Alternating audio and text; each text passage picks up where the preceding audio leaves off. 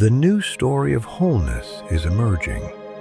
Explore it at newstoryofwholeness.com. Hey everyone, welcome back to the Integration podcast to continue our series that we're doing exploring Integrative Metatheory 2.0. I'm Brendan Graham Dempsey, managing editor of the Integration Journal and director of research at the Institute of Applied Metatheory. And I'm Nick Hedlund. I'm the editor-in-chief of the Integration Journal and also director of the research at Institute of Applied Metatheory. And today we're joined by Bruce Alderman. Bruce is director for the Blue Sky Leaders Program, instructor at National University in Consciousness Studies, longtime member of IAM and the Integral community. And Bruce gave a fantastic presentation the other day to the Integration research forums that we've been doing, moving through these different big picture models, talking about integral theory. And so go check that out if you haven't watched that already. But we're going to continue our sort of deep dive in these podcasts to kind of surface other things about these models and do kind of a more thorough excavation of maybe some things that didn't come up and ask some questions of these different models. So anyway, thanks a lot, Bruce, for coming to do this part of all this. Great. Yeah. Thank you. Happy to be here and see what comes up here. Yeah. All right. Well, I'll kick us off here. So your presentation I thought was great. You focused primarily on these post-Wilberian elements of integral thought. And one of the things I thought we could just do in this deeper dive is that, you'd presumed familiarity, understandably, with the integral model, but it might also be helpful for people who don't have that familiarity or are coming from, a different kind of trajectory to just also throw in some of that into the mix. So I'd be curious as sort of like, if in an extempore sort of way, if you could give a few minutes unpacking the sort of integral model, the Wilberian integral model and its sort of chief components, and then just so that that's kind of a part of the conversation explicitly. Yeah, and if it's all right, maybe I'll jump in and add to that. And, often the integral model is summarized in terms of the 5 elements and so on. So we're not necessarily asking you to recapitulate that. But it would be really interesting to get your take on how you understand the integral model, maybe even in light of your grammatology and so on. So yeah, wherever you want to take that. Would you like me to spend about 15 minutes going over the magic, the mythic, the rational? I don't think we have to do each of those. But I do think some of the things, around the quadrants, the lines, stuff like that. I mean, one of the things that, I think this series can offer people is sort of an educational context for some of this as a way into these things to get sort of a distilled presentation. And yeah, not expecting sort of a full comprehensive overview, but whatever highlights you think are important for also, as the Wilberian, post-Wilberian kind of ideas have been developing as well, the things that maybe they're diverging from or altering, whatever. But yeah, more to fill in that account, I think would be really cool. Sure. Really, I think we should start with Wilber's earlier work in the transpersonal community. And I think that's where the fundamental intuition started to get articulated that later unfolded as what people recognize now as integral theory. But it was a deep intuition that divisions in the field of psychology that he was encountering regularly and also across domains like psychology and spirituality, that those divisions belied a underlying relationship or connection or possibility space for meaning to emerge and for relationship to be formed. And so he articulated the spectrum of consciousness model to try to understand, differences in perspective on what mind is doing, on what human potential is, on what conditioning is, on what potentials for freedom are. He wanted to really say yes to many of those different perspectives, but find a way to bring them into coherent relationship with each other. And that's the same basic move that he's been making for decades, is to see a divided field, to intuit an underlying relationality, an underlying potential for coherence and interrelation, and then developing models to articulate and operationalize that deeper relatedness. right? And so sometimes I talk about, Jean-Luc Nancy, where he talks about being is always already being with, this fundamental intuition that there's a relational element that runs through being that's irreducible or inescapable. And I think Wilber has been trying to unpack that intuition in many different ways, both practically with spiritual practice, but also through theory and metatheory work. And many people probably are, listening, are familiar with the general contours of integral theory, which he began to articulate, after several phases of developing his transpersonal model. And then he decided he needed to break with the transpersonal community because there were some dimensions of contemporary thought that he felt the transpersonal community didn't really properly take on board, didn't engage in a way that satisfied him.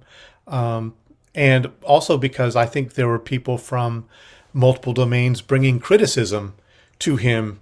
And so he tried to work with that and ultimately came up with his AQAL model and his quadrants, first starting with the intuition of the subjective, objective, intersubjective, and interobjective, that these are distinct domains or perspectives on reality.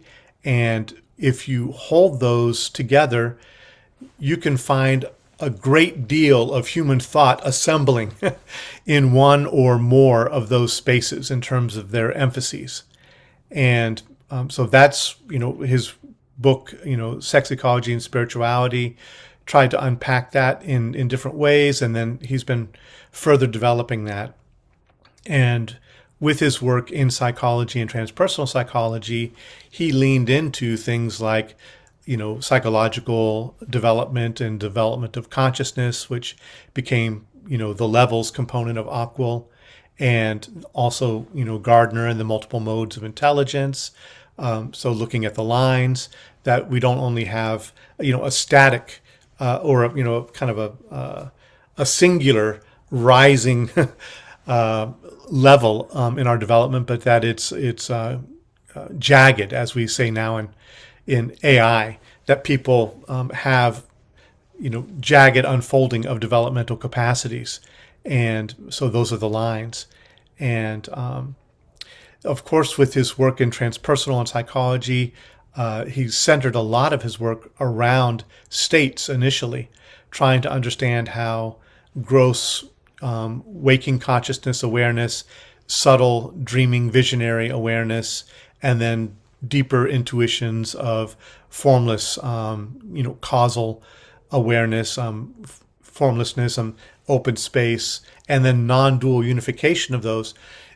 His earlier model tried to stack those and make that part of the overall developmental sequence, and he moved away from that, but he retained the interest in those as fundamentally different ways that consciousness expresses itself, and that the world shows itself differently through those different modes.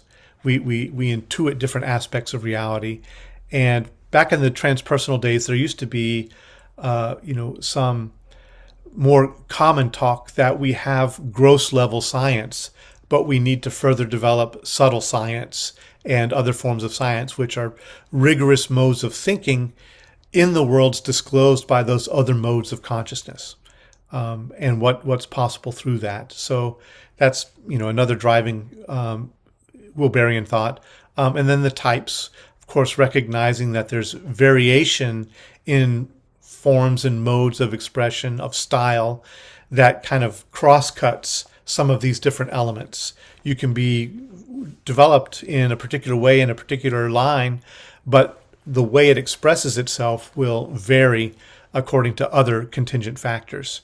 So those are, some of the basic elements, I think, of the model that he brought together. And you can see from his origins in transpersonal psychology and where he went, while he does with his AQAL model try to bring together, all kinds of domains, systems thinking and behaviorism and anthropology and physics, and he tries to bring all of it together.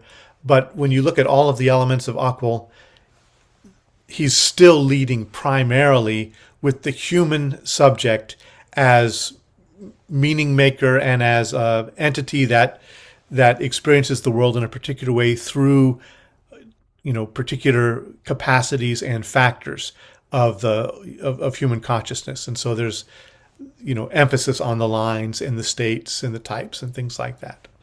And some of those can be extended into other domains than non-psychological, and people have tried. But everyone knows, I think, that the center of gravity in integral thought remains largely psycho-spiritual. Awesome. That's super helpful. Actually, relatedly, and here's another question, and then feel free to take this wherever you want, Nick, too. One of the things we'll be asking different folks when they talk about these models is what they offer that's kind of sort of unique, or that what's the particular contribution that's otherwise missing in the metatheoretical discussion. When you look at Wilberian integral theory specifically, and we'll move to a post-Wilberian in a minute too, but just the Wilberian model, let's say Wilber 5, I guess, as it's talked about, how does that stand in terms of what you feel like it's uniquely bringing to the metatheory conversation? And is that for me or for Nick? Oh, that's for you, Bruce. But let me also, I can, because on the tail of what you were just talking about, as you mentioned, there's kind of a psycho-spiritual emphasis there. At the same time, other people talk about sort of the epistemological, developmental aspects, and there's a lot of things in there. So, but yeah, I'm just curious what your read would be in terms of Wilberian integral thought and its unique contribution to metatheory. I think its strengths, when we've had past discussions about the intersection of integral theory with complex thought or critical realism or other models, is it's further developed in the psychological and spiritual area, even though it tries to, encompass other domains, and it does. And so, in some ways, it's more sophisticated than I think its articulation of human depth potential and psychological realities than meta-reality is, or than complex thought is. So that is one gift it brings, but it's also a limitation, of course, right? I think, especially thinking about Wilber 5, at least its inquiry into post-metaphysics and a critical attitude around metaphysics rather than, rejecting metaphysics, but a critical attitude around how we hold that. I think that's really further developed in the post-Wilberian work, but that it's still, he laid the groundwork for that by, for instance, interfacing with Habermas and others to raise those as questions, and to make, to bring, to make psychospiritual work respectable in academia, at least. I don't know it's been fully successful on his part, but that was the attempt. I think, one of the, I mentioned in the podcast some things that I believe carry forward, whether we retain his exact model or not. And so he has a particular constellation of things which I named, which I'm going to look here, but it's like anti-reductionist attention, perspectival differentiation, methodological pluralism, developmental sensitivity, domain-specific inquiry, and attention to enacted disclosure. So that whole framing is, I think, kind of core to what integral is up to, and what it's looking at and how it holds things together, and that is a contribution from integral. There are other parts that we could get into, and I want to talk about grammatology or post-integral kind of stuff, but that's sticking to integral closely. That's great, Bruce. Thank you so much. While we're on the Wilber model proper, I'm wondering if you feel like the 5 elements, as Wilber articulates them, do an adequate job of summarizing integral theory, or if there are other elements that you feel like could be included that don't get included. For example, the forces like eros, agape, these kinds of things. Just curious if you have a take on that, because that's an interesting debate of are the 5 elements themselves an adequate kind of disclosure of the model? Yeah, I don't think so. I mean, I think eros and agape are definitely things that Yeah, I mean, part of what I get into the grammatology is that there's this whole range of things that he's doing in terms of thinking about modes and processes and things like that that are also in there that are not exactly captured by the five elements. So yeah, definitely there are other pieces. I don't know, parts of things that he used to really emphasize, more in his earlier work.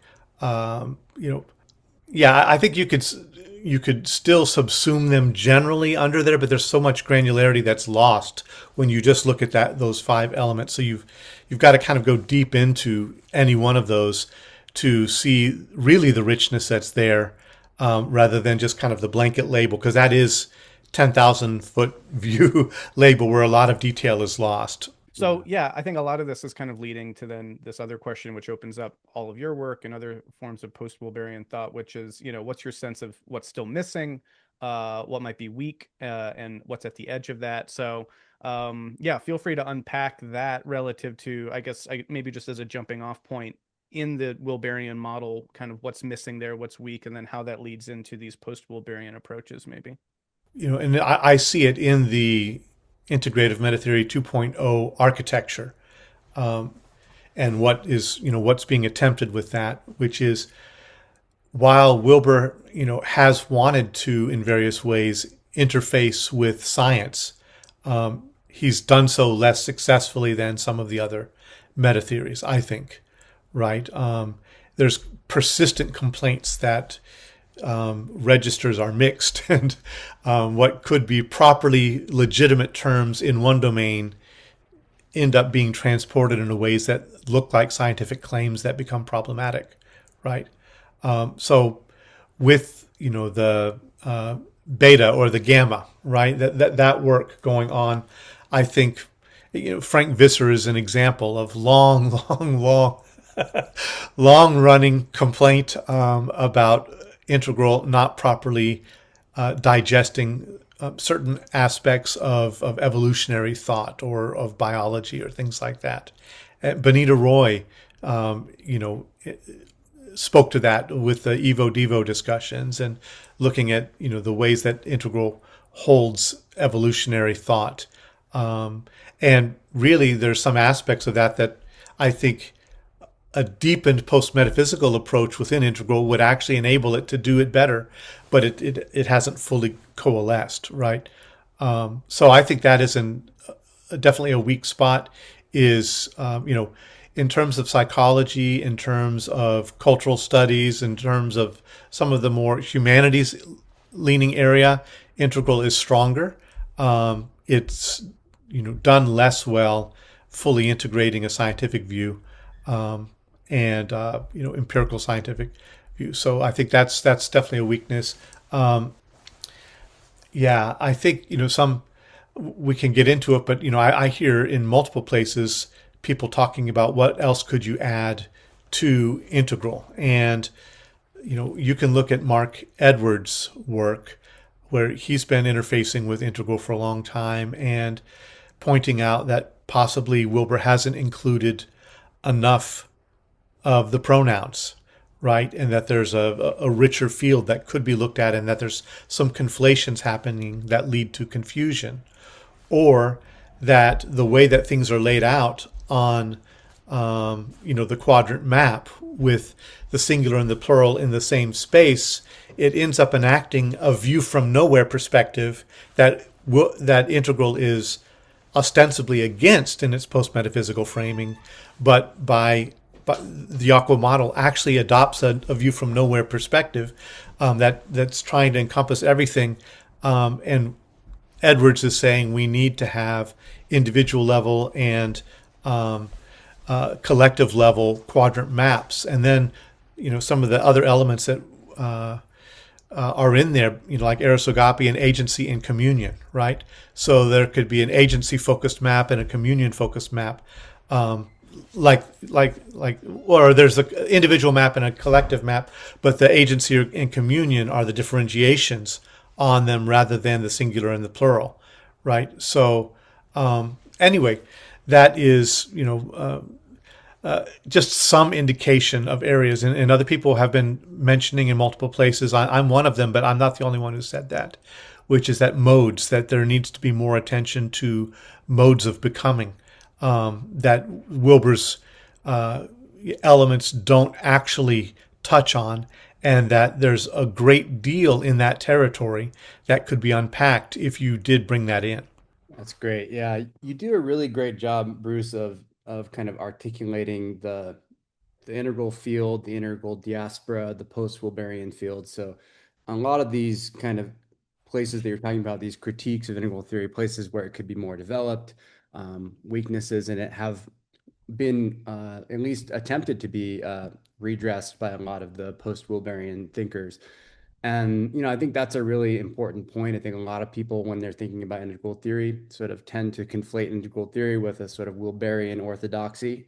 But I think this is, a really important point, that integral theory should be thought of as this broader space that includes a kind of plurality or ecology of perspectives, many of which we would consider sort of post-Wilberian, meaning that they're built on a kind of some kind of critique or theoretical developments that kind of go beyond what Wilber already said. So it's kind of a heterodoxy space, and it's a pretty rich space, and it's been being developed for, I would say, at least close to 20 years. That there's been a community of scholars that have been pretty committed to this sort of process, and then there's a number of approaches that have been developed, and you name many of them, and a lot of those approaches are kind of rooted in different kinds of ontological and epistemological commitments. So I just wonder if you could unpack that a little bit, and kind of help us get the lay of the land of the post-Wilberian field. You also make the claim that an integral theory might be more of an orthopractic field than a theoretical field, and so understanding integral theory more in this way of orthopraxy. So if you could unpack that notion as well, that would be helpful. Sure. Yeah, I think Brendan and others who've talked with me might be familiar with my old refrain that sometimes integral is underrepresented when it's depicted in discussions and critiqued, because there often isn't recognition of the large constellation of thinkers that have been working in that field and opening up areas that Wilber himself didn't fully open up. So if you consider it as a constellation of thinkers, there's a lot more there than you would get just from reading Wilber's books, right? But there's the line: is it a break from Wilber that with some continuity, but really they should be better thought of as their own things, or is it still part of integral thought? The position I've tried to hold for a long time in my own work is that there's not need to invent a new thing with a new label and all of that, but that we can still be within the overall field of integral thinking and just properly differentiate and deepen, right? You may know that a month or two ago I announced I'm just going to leave integral, and I changed my stage to schmintegral stage because I felt like I've tried to hold that position for a long time and haven't really felt any generative uptake of these different kinds of thinkings in forms of thinking and critiques into anything that actually coheres as a general cultural thing, right? And including what I've tried to contribute. So I thought, well, okay, tried to do that under that label. It didn't work, so whatever. But in a generous reading of it, it is a field of related streams of thought that are important. And although it could be, there are multiple ways we can frame what's going on, and I think there's a lot of different ways that we can look at it. But one that is fruitful to me is, Wilber showed that you can take a part of speech like the pronouns and open up a lot of rich ontological territory with that, and onto-epistemological territory with that. And it can function, metatheoretically, and it can also function orthopractically with integral methodological pluralism. There's a lot of yield that comes from that. But one of the things that we can look at, I think, is in the diaspora, what is happening. Often people are leaning into other parts of speech that get eclipsed by that move, right? So when you center the pronouns, you bring forward a lot, and there's a lot that can happen through the I, we, it, and its, and the variations on that people have debated for a while.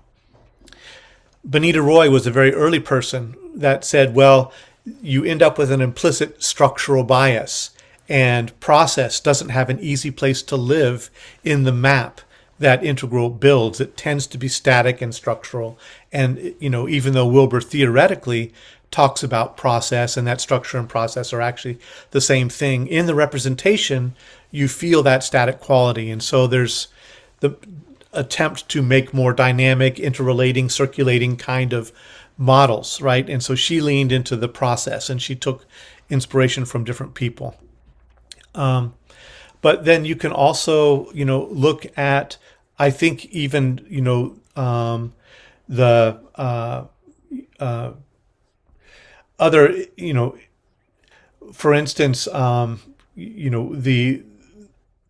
talk about, well, I'm sorry, I'm stumbling on that, but the word I'm looking for is, if you see what's been happening in some of the dialogue space around bringing in OOO and, object-oriented ontology and speculative realism, things like that, I think there's been a recognition that also the prepositional, the pronounal focus of integral has led to an undermining or overmining tendency towards how we relate to what things are in the world, right? And so there's a kind of eclipsing of the nounal in a particular way that OOO and speculative realism recognize and want to point to greater richness and depth, dynamics of withdrawal, all of those kind of things that get eclipsed in integral, where it almost, that's the whole debate around the epistemic fallacy. And are you, conflating perspective with reality, or is there deep structure there and generative potential that's not recognized, and withdrawal, things like that, those dynamics. So again, the pronoun framing kind of obscures those other dimensions, right? And then other people leaning, in terms areas of relationship and focusing on relationality or mode. People, like I've been mentioning, people are saying that we need to bring modes in.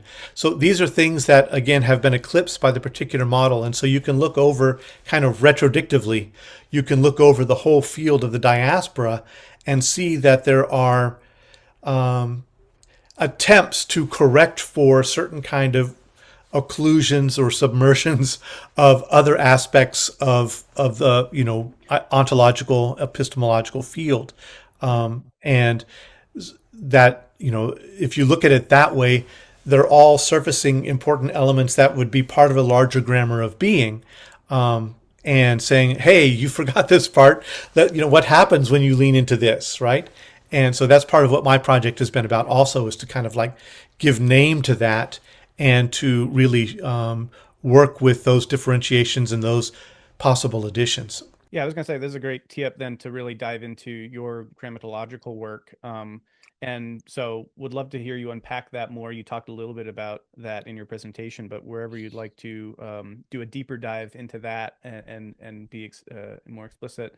Maybe just as a way in, though, the kind of I, it, we, its framing of integral and the quadrants, it's interesting because one of the questions that I want to relate to what you're doing is around the ontology of this. Like, one way of thinking about the quadrants is like, wow, this is a really handy dandy heuristic tool to be able to just at a glance look at individual, subjective, and then, there's a system, and then there's the culture and all that. I find that greatly helpful in like the work that I'm doing, looking at sort of cultural evolution and how that relates to individual cognitive development, et cetera. It's like very handy to have those tools. It's another move to say these are actually ontologically distinct categories. Like there's a tetra arising of different different modes of being, or however you want to name that exactly. And they are in this way. Because that's like a bolder kind of metaphysical claim. Mm-hmm. So not to necessarily, I mean, you're welcome to kind of unpack that element of the integral model, but I'm more interested in it as it relates to your thinking, like as you dive more into the prepositional or the adverbial elements in your grammatology. Are you posing those as sort of unique ontological categories, or how are you, or are they also kind of like helpful heuristic tools to focus on or emphasize or not eclipse certain modes of being that we should take seriously, but we're not necessarily saying that they're kind of a part of the fabric of reality, or if you know what I'm saying. But feel free to unpack that however you want. Yeah. There's a lot there to unpack. It would be the epistemic fallacy in part to say that, reality is reducible to language, obviously, right? So that's not the move. It's not to try to bring that back in. And I think, Wilber's post-metaphysical framing could, at least his leaning into that, could give a way to hold the quadrants, lightly, and that, when you treat them too literally as ontological domains, you do run into different kinds of problems, which basically it's an assertion of a very particular kind of metaphysics, and I don't know how long you could sustain that, right? Generally, I talk about a couple different things in my work. One of them is the a-categorical imperative, and then there's what I call Heno-ontology and ontochoreography as different thought tools, and I hold them as a kind of triad for what we do with language. I do want to say that I don't want to limit, even though grammatology or the quadrants function more on the transitive plane, using critical realism terms. It's looking at the architecture of our articulations of reality, right? And what are the underlying elements that are conditioning our articulation of reality, and what we can notice through that articulation, right? So it's I would say it operates more on that level, but with the pragmatists, with the participatory turn in thinking, I don't want to create this strict bifurcation between being and language.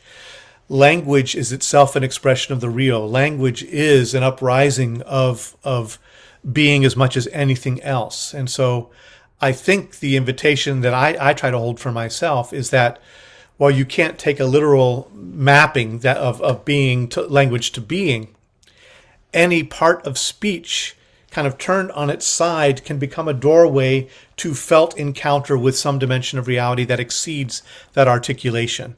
But it can become an avenue of contact, right? It doesn't capture it, it doesn't fix it, but it is an invitation to a mode of participation, right? So does that make sense? Yeah, definitely. I mean, there's, as you say, a lot to unpack there. Yeah, but that's very helpful. Thanks. Yeah. So for what I would, with the a-categorical imperative, the idea there is categories are real and hold categories lightly, right? Because you recognize that any articulation of a category is situated and participatory, right? And so you don't want to, withdraw to where you just say it's all arbitrary imposition of but it's the same way you can turn it on the side that that it is an avenue for participation, right? So the a-categorical imperative says it allows you to make metaphysical statements and even to commit to the implications of taking a stand along certain metaphysical lines, but always being willing to hold that in question, subject to further unfolding. That you retain this kind of openness to further disclosure, right? And so it allows for a kind of metaphysical pluralism without being relativism, Yeah. right? Yeah, there's a strong post-metaphysical emphasis that I get in your work that's different from the way that I read that term being deployed in Wilberian integral thought. And I know you've worked a lot also with Layman Pascal on post-metaphysical spirituality and these kinds of things. And your description of that actually really, really lands for me in that vein in a way that makes a lot of intuitive sense and is helpful. But anyway, were you going to say something, Nick? I didn't mean to cut you off. Yeah, no, I mean, that's exactly where I was headed with it. I mean, those are really powerful articulations there that I resonate a lot with, Bruce. And in terms of understanding the way that ontology constellationally contains epistemology or linguistics or language, and so they're distinct, but they actually have a very structured, particular kind of relationship. And language can be more of like a vector of the lethic truth of being Yes. of ontology, or it can be more of demi-real and so on. But this is something I've been wanting to ask you about for a while. Is so you seem to have obviously taken to this term post metaphysics or integral post metaphysics, and I'm curious, in light of that you also see that there are these kind of problems with kind of orthodox integral theory in terms of the committing an epistemic fallacy, or at least that's the claim that's been leveled, I think, rather compellingly. So how is it that you understand this idea of post-metaphysics or integral post-metaphysics, and in light of kind of the realist critique, and how is that term, held, and also how do you see it to continue to be useful in light of the realist critiques? Yeah, I do see. I've written on it a couple times. That in early on, I tried to defend, integral against the claims of the epistemic fallacy, in the sense that Wilber did seem to be willing to make, some assertion about, a deeper reality that underlies our articulation of it. But ultimately, the deeper I went into it, especially as I saw how he tried to articulate post-metaphysics, it really often came across as a kind of correlationism, right? To me, that's a shortcoming, right? So I think the critical realist element is essential, as an essential corrective to that. Can you unpack that a little bit? A correlationism and why that's insufficient? Yeah, basically, that being is reducible to our articulation of being, right? It's pretty much the speculative realist kind of notion that's an analog to what the critical realist would call the epistemic fallacy, right? Gotcha. Okay. Yeah. Exactly. Yeah. And I don't know if it's Hilary Putnam that puts it this way, and I'd be interested in your thought on and how this aligns with Boskar's take. But because there's the transitive and intransitive dimensions and all of that, and how cleanly can you really separate them? It's you have to recognize them to be coherent. And one of the object-oriented ontologist or speculative realist articulations of the real is a thing's resistance to reduction to our articulation of what it is, right? That it can continue to surprise us, that it escapes, that there's an excess to it that goes beyond anything that we try to sum it up as, right? But can you hermetically seal the transitive from the intransitive? And somebody like Hilary Putnam would say, reality is partly constructed, partly not, but it's not possible ever to fully say what the non-constructed part is, right? You get into this Mobius thing, right? So I don't know where does that land with you? Yeah, absolutely. I mean, this is the core kind of question that I think we're trying to, explore in metamodernity, right? It's like, in what ways is reality a construct, and what ways is reality not a construct, and how do those two things coherently fit together? And I think critical realism is one of the earliest and most compelling attempts to kind of articulate what that looks like. And I think, the idea that the sociosphere is a symbolic realm, and it's that which we construct in the noosphere, the sociosphere, is exactly that. It is a construct, right? But that's happening within a world that's already been given, that created these beings that somehow have this emerging capacity for complex, meta-aware, symbolic thought, right? And so there's a whole world that created us, that then gave us these powers of creativity in which we can construct social forms and linguistic forms and so on. So how those two things fit together, I think, is quite the question. And so I love everything you shared there. Well, and I think, I wanted to bring back the post-metaphysical element here. And again, I'm really informed a lot by your work and by Layman Pascal's work with like the metaphysics of adjacency, as he talks about it, that what if there's actually something about this whole way of trying to make that hermetic seal off, like that's fundamentally kind of presuming an ontological nature that isn't the real, right? Which is maybe fundamentally porous, not fully able to be separated. There's something endlessly kind of, I don't know, open and recursive about the onto-epistemic, kind of connection that maybe in its very ontological structure is of that nature, rather than we can carve nature at its joints cleanly, or if you carve nature at its joints, you're actually carving things in a way that's always relational and always so mutually enfolding or something like that. I don't know. How does that land for you, Bruce? Yeah. I feel that also. And, metaphysics of adjacency is an articulation of kind of the non-dual insight in one way or another. And that's also where, Bhaskar ended up in his thinking, is, the very, very careful ontological thinking brought him to the necessity of recognizing some level of non-duality. But, it's the not one, the not two. There's this slipperiness there that's not reducible to oneness, and not ultimately dividable into absolutely disjunct realities, right?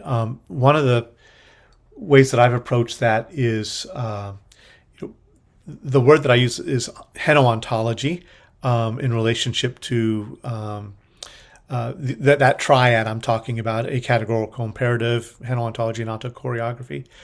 Heno-ontology, if in henotheism, right? Monotheism, there's one God. Polytheism, there's many gods. Henotheism, there are many gods, but one God is the supreme.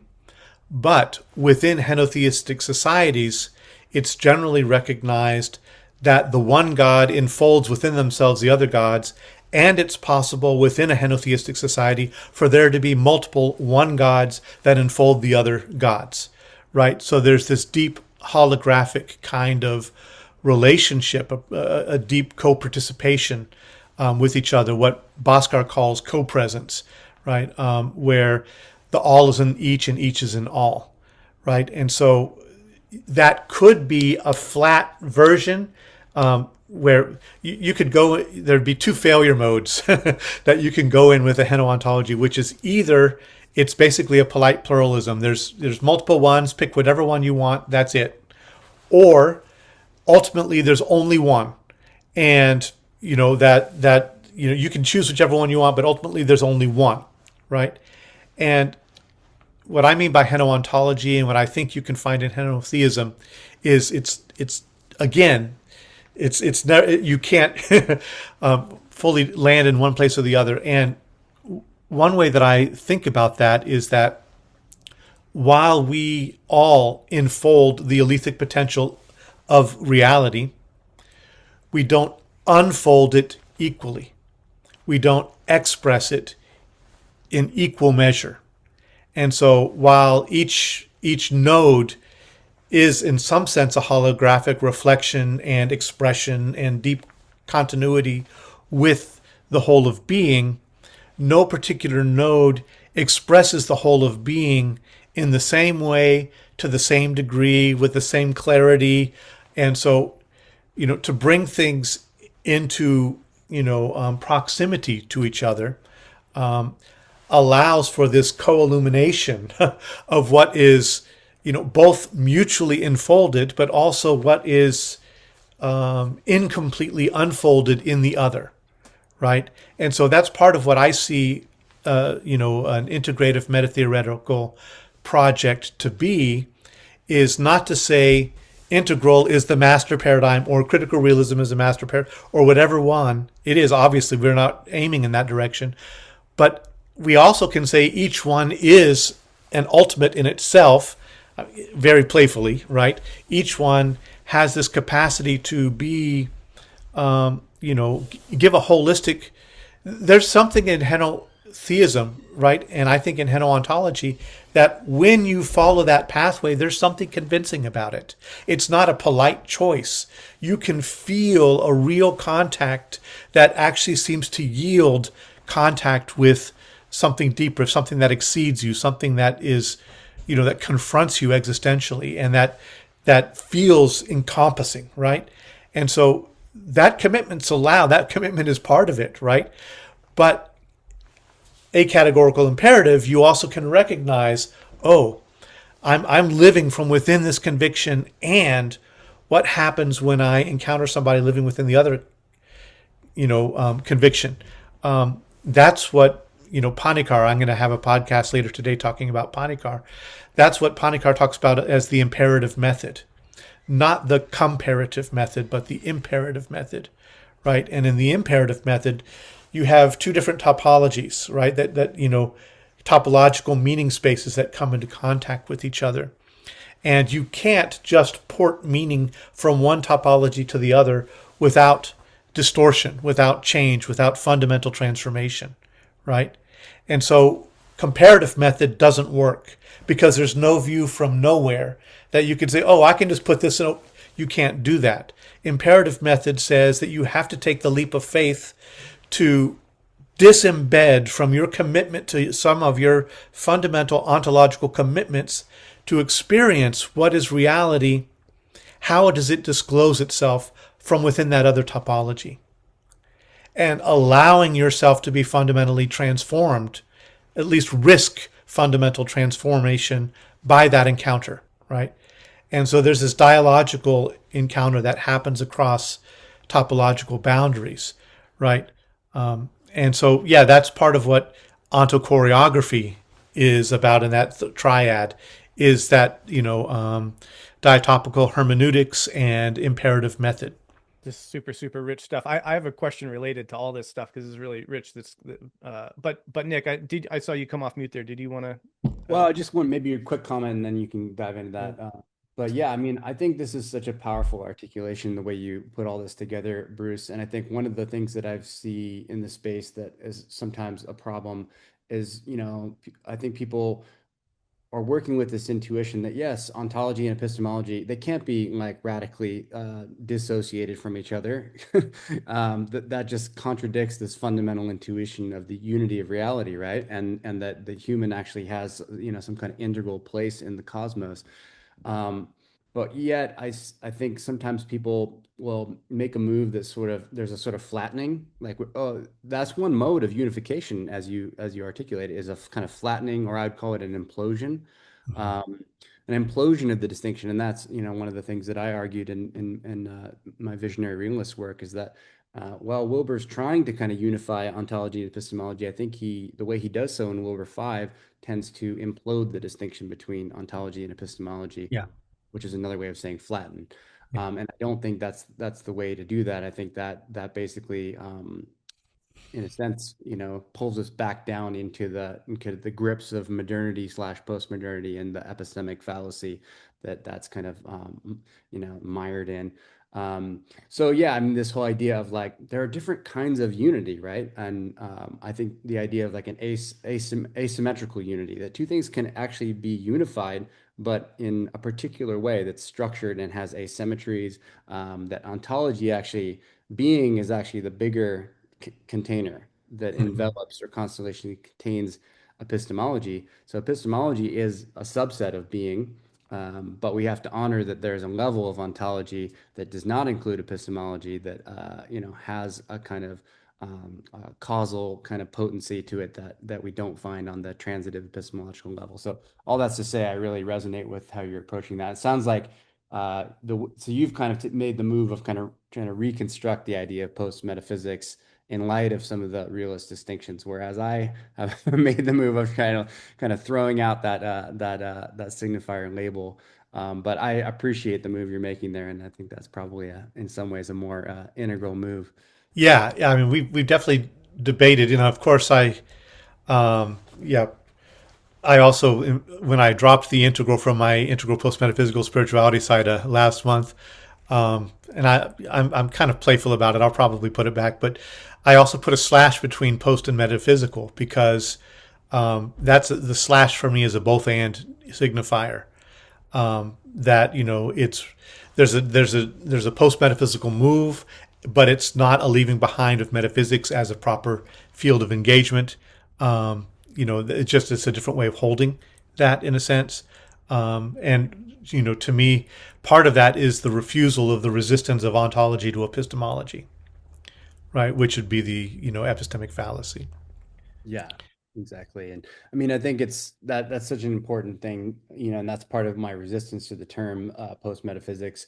I'm very open to it now, but I think part of the impetus to kind of drop the term was that it sort of implies that we can sort of transcend metaphysics. Whereas I think for me, the move is more about how do you make metaphysics something that is grounded in a kind of rigorous, transparent methodology. For me, the essence of Habermas's articulation of post metaphysics is this procedural rationality, a transparent methodology that's open to sort of social validation. It's kind of democratic and so on. So I think there's another misconception that metaphysics is kind of this black box that you can't really, it's unfalsifiable. And so it's just this whole realm. And we want to do sort of like modern, postmodern science stuff that's like we can actually socially validate or falsify. But I think that's a real misconception of philosophy and philosophy of science in particular, and or the Metatheory alpha that's kind of looking at the conditions for the possibility of scientific inquiry and so on, and using transcendental methodologies. And the idea that transcendental methodologies in philosophy are, when they're done well, they can generate knowledge that's in a similar category to valid scientific knowledge. We might call it apodictic knowledge. It's demonstrably so. Like, what are the necessary conditions for the possibility of doing a scientific experiment? You can use rigorous, retroductive logic to make claims about that are not empirical claims, but they're nonetheless, arguably they're still falsifiable and fallible and subject to critique. But you can make a strong claim just like you can in science. Like, hey, this we actually think provisionally this is the structure of being. So I think that's a really important piece. And so it's almost like, how do we do metaphysics in a better, more procedurally rational, transparent way? And yes, there are modes of metaphysics that are just wildly speculative and just ontotheologies, and that's, valid in its own right, but it's a very different epistemic category. Yeah, I think actually a lot of that is sort of just it can be a lot of talking past, a lot of semantic differences that are just like the word metaphysics. What does one even mean by that, right? Like what you're talking about, Nick, is like really interesting. Yeah, metatheory, alpha, sort of philosophical meta preconditions, transcendental argumentation, which I'm looking forward also to talking to Lee Price more about those kinds of moves because I think they're really important here. But then there's, the metaphysical emporium down the road that sells, tarot cards and new age materials and things. And so having the same word just for those things, right? Like when Jim Rutt used to reach for his gun, when he'd hear metaphysics, he was thinking about one thing. And then when he would try to talk to Greg Enriquez, who was doing descriptive metaphysics, he'd be like, no, that's not what I mean. So I think also just defining our terms out of the gate and being clear, because I actually do think that like Wilber's probably meaning metaphysics and then therefore post metaphysics rather differently than Habermas is even meaning it. And so some of that stuff is just really important, kind of maybe more even kind of low hanging fruit under laboring that we can do to just get clear about these kinds of things to make progress. But I know we're running a little bit out of time, so I do just want to get to two things. One is kind of I do want to come back, Bruce, to this more sociological question around your relationship to integral as a term and as a community and all that. But first, more in the weeds, what you were saying a minute ago is really interesting, and it gets to a conversation that Nick and I and Rob have been having, and we're thinking about this whole effort that we're underway here with this Integrative Metatheory 2.0 and this symposium we're doing, and trying to get really clear in terms of the parameters of what that looks like. What you were describing with your ontochoreography and the ability and the necessity to have a view from somewhere and therefore to inhabit a frame, but then this imperative gesture to enter another frame and see how reality discloses itself from there, etc., is one kind of approach to this that I want to kind of present as sort of category A, because there's a lot that I think we can unpack about what's going on there and the need for that.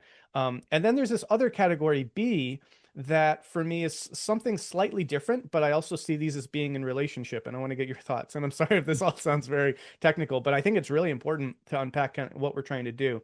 In category B, there's this other project that's sort of like, all right, we've got an integral theory and a critical realism and a U-talk and a ...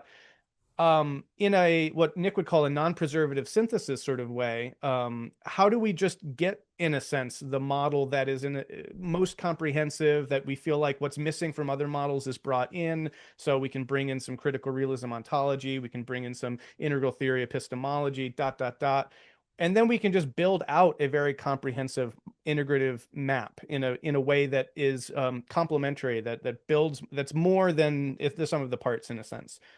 That's an interesting thing, because that's kind of just a new map in a way, and it's going to be a new framework. It's going to be a new place from which to stand, but it's a little different from the idea of preserving kind of integral theory as its own kind of unique kind of Heno-ontology that you can relate to, versus jumping into critical realism versus this other thing, right? So one is this kind of pluralistic modality of, in a sense, given the current systems as they are, how do we jump into these different lenses and see and then you presumably need a container big enough to do that kind of work, which is its own kind of thing. And then there's this other thing of trying to, actually say, well, but in integral theory, we can update that, or in critical realism, we can update that. Slightly different, maybe meaningfully, significantly different projects. But hopefully, now that I've kind of put those two things out there, categories A and B, how do you see these as relating, and what do you think, in a sense, the big question here is the proper nature of an integrative metatheoretical 2.0 program that we're trying to get to engage in here? That was a lot. Yeah, no, that's great. And yeah, I've thought about that from other angles in terms of, what is an integral spirituality? Is it, are you articulating a new form of spirituality that enfolds a lot of the different things, or are you bringing integral distinctions within, existing other traditions, or other kinds of, there are multiple different moves you can make. And one thing I would say is, this is partly why I use choreography instead of synthesis, but it's not really instead of synthesis, because synthesis is still real and important. But synthesis is local. Synthesis is always local. And it comes with its own underlying metaphysical commitments, its own stance, its own modes of warrant. It's always situated. Any move towards synthesis can't sit in a view from nowhere to just bring it together. So there's going to be a stand you take that is going to, you think, not you, anybody doing this is going to think, standing here, this gives me the most yield to be able to bring these things together into a coherent way that is more comprehensive. And yes, that's a valid move, but you have to, I think, recognize that anytime you do it, you're doing it, locally, even if it's a vast picture, right? And so part of the way I look at what integral grammatology is attempting is more infra theory than meta theory. And infra theory meaning not at the level of having discovered some absolute foundation for everything else. But rather, infer theory is that, the grammatical distinctions, which are basically onto-epistemological distinctions, those are already operative in any articulation. Grammatology is talking about what is operative in a particular articulation, in a particular formulation, as already pre-shaping it in a sense, pre-positioning it in a sense. And so, are you going to do it in a way that privileges process? Are you going to do it in a way that privileges architectonics and structure, more nounal approach? Are you going to do it in a way that really looks at that qualitative differences, deeper, richer, that kind of thing? Are you going to do it in a way that is relational, right? Prepositional. So any one of those are, generally going to be operative in a stand we take when we want to bring them together. So it's going to be a local enactment. And I think at any historical moment, there could be a time for a particular local enactment, but hold that local enactment with the a-categorical imperative. Not to say that I've now grasped from nowhere the absolute assholon, right? The super picture. And if so for me, the ontochoreographic work is, there really, grammatology is not just infer theory. It also is, metatheory and other kind of things. Because one of the things that you're doing is, you can look at what are the deep grammatological commitments in a particular statement. When Wilber is talking about eros, what mode is he in, right? Is he really leaning into a qualitative inflection of something that's happening, or is he positing a noun-like substance underneath, right? You can do it at the level of any particular articulation. You can also do it within a theory, within any model or theory, to say what are the fundamental, kind of onto-epistemological commitments of the theory that it rests on. Is it taking a stand in process more, or relationship more, or structure more, right? And it doesn't mean when you do that, when you do any one of those things, that the others are left out. Those are all part. Those are all typically included in some way, but they're reorganized around what you center, right?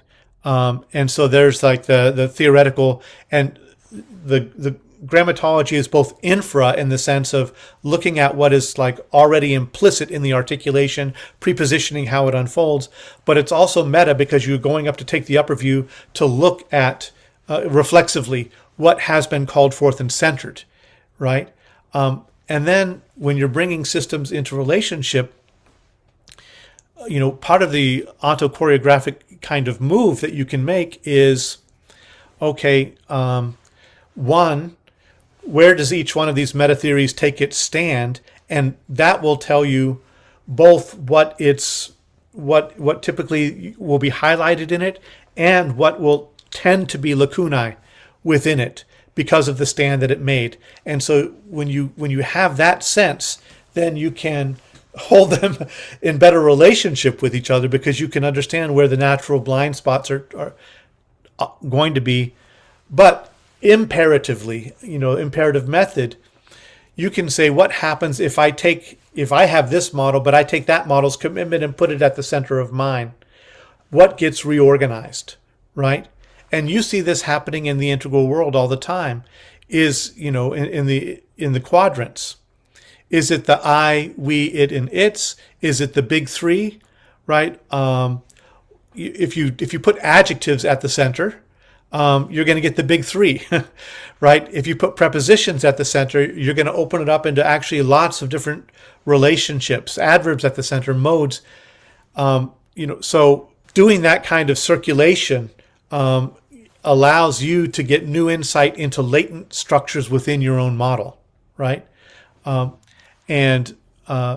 I think that's generative. And what I see really as what I was leaning into in the talk when I had with you about orthopraxy over orthodoxy. It's not that you don't want to articulate a really powerful big synthesis, but if you do that in a way that hides the commitments that it's making and the practices that it's forwarding to do that, then you end up with the view from nowhere. Yeah. And so the orthopraxy focus on what are the actual local moves I'm making that are generative is, I think something that, integrative, from my perspective, integrative metatheory 2.0 would be especially attentive to. Yeah, awesome. I love everything you're saying there, Bruce. I guess almost, I don't know if this is the right way to put it, but almost like to question or push back on that a little bit, so that maybe you can clarify for us, because it seems like there's a notion that, okay, there's meta theorizing over here, and then there's infra theory, or sometimes in our conversation we talk about, well, there's this whole synthesis project, and then there's the fundamental kind of deeper grammatologies and so on. But as you're articulating that, it sounds to me like I'm both sold and not sold, and the way that I'm not sold is that it feels like, how is the grammatology thing like different from doing a kind of transcendental philosophical meta-theorizing? Because you're looking at what are the kind of transcendental pre-understandings that are necessarily informing how we're approaching this. Now it happens to be framed more in terms of like a linguistic structure of right.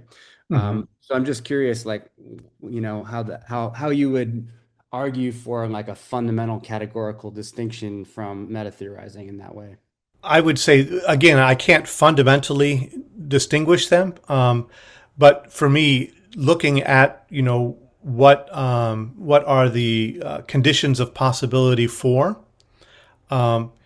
you can understand that both as a infra-theoretic move and a meta-theoretic move, and I was trying to articulate that, in that the infra theory is looking at what are the conditions of possibility for any of these moves to happen. Mm-hmm. And the meta move is to call it out and highlight, particular aspects of that, so that becomes the organizing principle, right, of the model. So it's, yeah, and you did articulate that. So it's not really like either or. It's more a kind of a matter of emphasis and mode in a sense. Mm-hmm. But in other words, there is a lot of overlap between what we're calling meta theory alpha and infra theory, right? Yes. Yeah, I would say.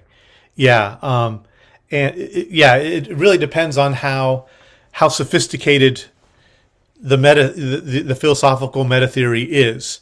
To me, there's a lot of simple declaration of the structures of reality under the frame of meta theory that a post-metaphysical approach, for instance, critiques, and and the transcendental approach would critique that, as Bhaskar critiqued. And the more that you go into that, the more you open up what I'm calling the infra-theoretic space, which is looking at the conditions of possibility for. Yeah, I mean, for me, and again, we got infra theory, we got meta theory. I also want to bring in arch theory or arch disciplinarity, which is another kind of term here, which again, and this is all I think deeply important to really clarify the work that we're trying to all do together. So on the one hand, it might seem, oh no, meta this and meta that and arch this, but like actually these terms can be helpful because they're semantically carving out some different kinds of projects and different kinds of aspects to these things. So, hopefully for the listeners here, if you're not totally already like, oh my gosh, this is good stuff, then like I wanted to ground that because this is actually trying to make the case for that being super important. So anyway, to fill that out, right, the arch theory or arch disciplinarity that is a term that Corey David Barker brought into the conversation, as best as I know, to get at what happens the level above meta theory. So if you've got theory and then you've got meta theory, and looking, and then Nick's done great work in terms of thinking about different kinds of meta theory. But then is there this other move of, then you scan the horizon not of theories but of meta theories? Then you've got a different set of challenges before you in terms of operating in that space, that theoretical space. Honestly, a lot of what you're describing to me, I situate in that domain as sort of like, because it's the preconditions, it's the background, higher order context in which meta theory itself is operating. It's surfacing blind spots of meta theoreticians themselves in a sense, right? Like what's a Bhaskar or a Wilber doing, but they don't necessarily even know that they're doing it in a way. You need new terms and new phrases to be able to bring those things to the surface and also to make communication happen between these different meta theories. So anyway, these are some things that I think would be helpful for us to really spend some time kind of unpacking and clarifying, because my gist at the moment is that this is a double move, and you're kind of already getting at it, right? It's both even if you want to focus on the let's do some synthesis of bringing meta theories together, you're already presuming a lot of this kind of either grammatological or arch theoretical or infra theoretical kinds of moves, because and so I think these things move together in tandem, I guess is what I'm getting at. And it'll be an interesting thing though to be able to move along those parallel tracks of sort of being able to surface, oh, well, arch theoretically, what's kind of going on here, and synthesis wise, what's the work that we need to do to bring these things together in a comprehensive way. That's how it's landing for me, but I'm also I think that there's more work to do kind of excavating this. I think it's really important. Got a few minutes left. One more question on the kind of sociological front, and then throw it over to you, Nick, with anything else. And then Bruce, feel free to bring in anything else that we haven't gotten to, and then we can kind of wrap it up. One of the things that I'm sitting with, it goes back to the use of the term integral and how you position your work relative to that and this sort of thing. I mean, this is ostensibly the podcast of the deep dive into integral theory. But I think a lot of what we've been surfacing and a lot of what your work is doing is, as we're saying, kind of operating in a different kind of register, even potentially. So an observation, and then I'm curious about both your thoughts, like, I understand the move to try to preserve integral as a kind of broad frame in which a lot of these kinds of projects kind of unfold. But it also seems like, sociologically speaking, what we tend to do, just as, as Greg Enriquez would say, is justifying apes, and as sort of just, creatures who are kind of navigating relevance in our social landscape, is sort of like, we have these tags, and it's sort of like, integral theory, metamodernism, critical realism, right? And then these things kind of live in that space.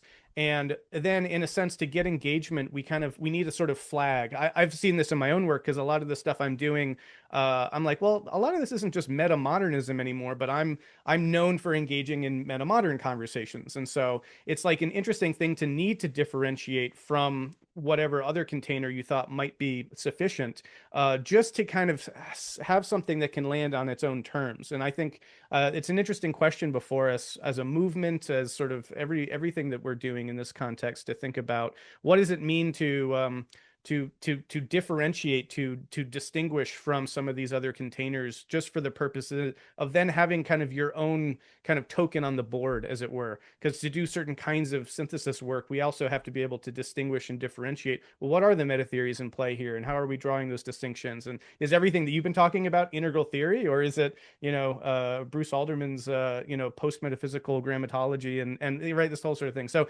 categorizations is interesting. And so those are a number of observations, and I'm curious about your thoughts, Bruce, around just the need to navigate these kinds of ways that we relate to ideas and theories and that sort of thing, kind of sociologically, and the pragmatics of it all. There's so many dimensions to it, right? There's what is the yield of the term in itself, just, philosophically, but then also what's its historical baggage and all of that. And you may recall an old conversation with me and Layman on, what good is God talk? And we took, turns debating whether it's worthwhile to keep carrying forward the word God or to move on, right? And taking a stand in both sides of that with equal conviction, right? I kind of feel the same about integral, and I sometimes tease Layman about that, because he always said, I'm not going to yield the term to somebody else just because they say it's that. I'm going to make it my own. But then he just abandoned integral and took off, right? So, and I tried to do it for a while, and now I've joined him. I've jumped off the wagon too. Really, I think there's something, there's something valuable in the term. I'm not, wedded to it. If I look at it etymologically, integral actually means, not touched. And unless the only way I hold it now is if I play with that in and tangere, right? To be untouched and to touch and in touching, and I have to complicate it for it to be satisfying to me in any way. Integrative, I think that's integration. Integrative, it works. It's the general gesture, right? And whether we want something to be, this is the question of, is the baggage too heavy with anything at a given time that it makes sense to cut loose and go in a different direction? And sometimes it does sociologically make sense. Or if if you receive steady resistance to your attempts to contribute, like in my conversation with Wilber about prepositions, oh, that's all just in the we quadrant, it's done, taken care of. There's no room for any actual shifting of the discourse, right? It all so I don't know if I'm really adding anything with this. It's just to say it's also an open question for me that I've navigated, use it or not.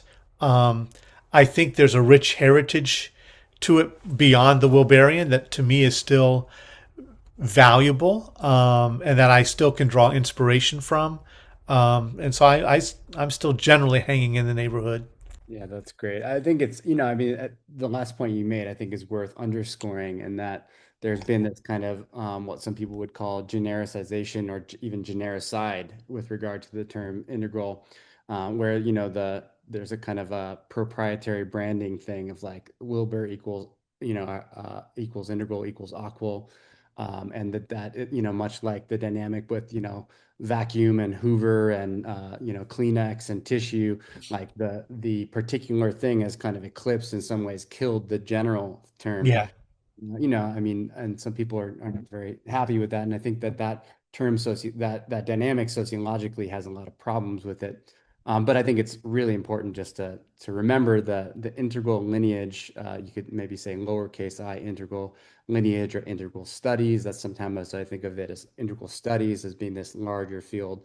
And then there's integral theory that more invokes Wilber. And so I think that's really important to remember that broader lineage that goes back to Aurobindo and Gebser and Sorokin and these kinds of folks. Yes. Really important point. And just interesting questions about, what actually has sort of philosophical value and import, and then also the sort of what are the kind of cultural and sociological effects of how we're using these terms and what's the best thing to do. So we're running an experiment with this term integrative as an alternative that is potentially a broader and more dynamic, kind of connotation to it. Yeah. Gosh. Well, this has been awesome, incredibly rich. Thank you, Bruce, so much for both your presentation, also this podcast deep dive, and all the work that you're doing, which I think is going to be really invaluable to the project that we're working on with this Integrative Metatheory 2.0 project and the symposium and everything. And I just wanted to like deeply extend this sense of appreciation and the value of your contribution. Is really immense, and it's hard to have conversations that can go into this kind of territory, right? In a way that you're tracking all the time with people on these kinds of what might seem kind of out there ideas, but it's a very really rewarding thing. And anyway, I just wanted to say thank you so much again for everything, and we'll be continuing to work hopefully really closely with you and trying to incorporate your contributions and your kind of angle in on this, which is going to be really essential. So that's all I have to say. Thanks also, Nick, and then feel free to close us out, Nick or Bruce, if you want to also take the last words. Bruce, I just wanted to second what Brendan said, and just so appreciate all your work, and it's just a huge contribution to the space, and just so impressed and inspired and challenged by all of your thinking. So we're going to do our best to weave all this into how we approach the coming Synthesis Lab Symposium in Tahoe this fall, and so happy that you'll be there with us. So thanks for taking the time, and any final closing comments, we'd love to hear from you.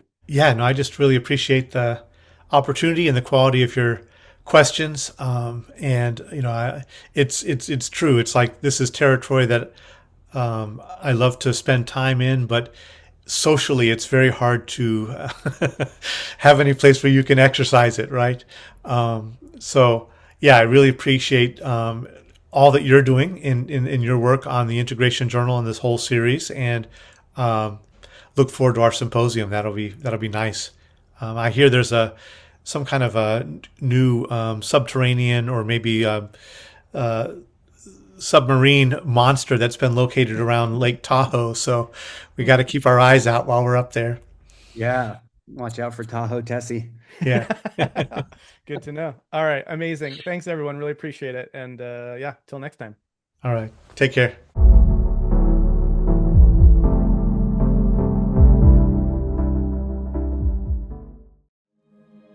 The new story of wholeness is emerging. Explore it at newstoryofwholeness.com.